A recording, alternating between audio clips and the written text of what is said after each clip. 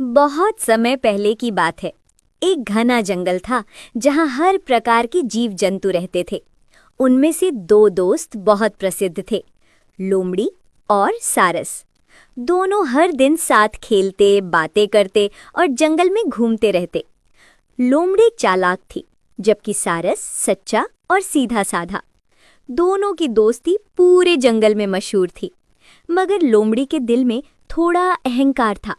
वह सोचती थी, मैं सबसे ज्यादा चतुर हूं, सबको अपनी चाल से मात दे सकती हूं। लोमड़ी की चाल। एक दिन लोमड़ी ने सोचा, क्यों ना अपने दोस्त सारस की परीक्षा ली जाए।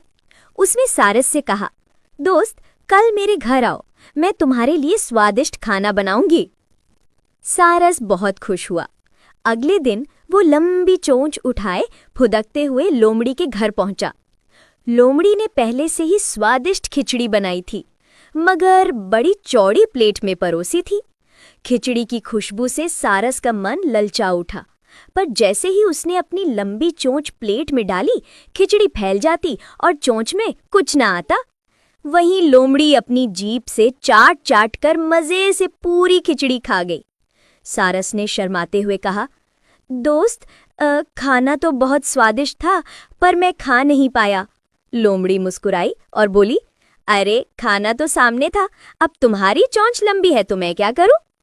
सारस को बहुत बुरा लगा, लेकिन उसने कुछ नहीं कहा, बस मुस्कुराकर बोला, कोई बात नहीं लोमड़ी बहन, अगली बार तुम मेरे घर आना, मैं तुम्हें दावत दूंगा। सारस की बुद्धि मानी। अगले दिन लोमड़ी बड़े गर्व से सारस के घर पहुंची। सारस ने भी बहुत स्वादिष्ट सूप बनाया, पर उसे लंबे और पतले मटके में डाला। लोमड़ी ने जैसे ही मुंह डाला, उसका मुंह मटके में अटक गया। वह चाटने की कोशिश करती रही, पर सूप मुंह तक नहीं पहुंचा। दूसरी ओर सारस अपनी लंबी चोंच से मजे से सूप पीता रहा।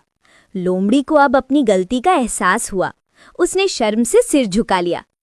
माफ करना मित्र, मैंने तुम्हारे साथ मजाक किया था, तुमने मुझे मेरी गलती का एहसास करा दिया। सारस मुस्कुराया।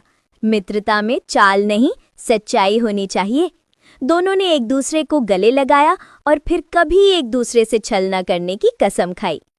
कहानी की सीख, जैसा करोगे वैसा भरोगे। दूसरों के साथ छल करने वाला व्यक्ति अंत में खुद अपनी चाल में फंस जाता है।